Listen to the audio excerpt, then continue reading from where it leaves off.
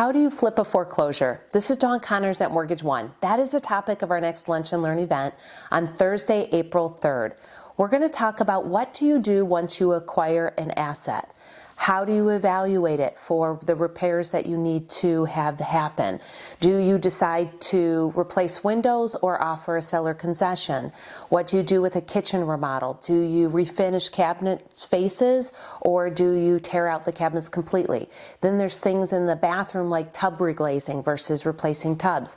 So when you get an asset, oftentimes there might be a person still living in the house or personal property. So how do you deal with a person's personal property and an eviction? And then there's things like contractors. When do you get your contractors lined up? How do you pay them? When do you have to issue a 1099? Those are all the topics of our next Lunch and Learn event. My husband and I are going to be the speakers. Mike will be leading the conversation and I'll be there as backup. So we're pretty excited about it. Last month we talked about how to acquire a foreclosure. This month we're going to talk about how to flip it. What do you do once you acquire that foreclosure or that house that needs rehabbing?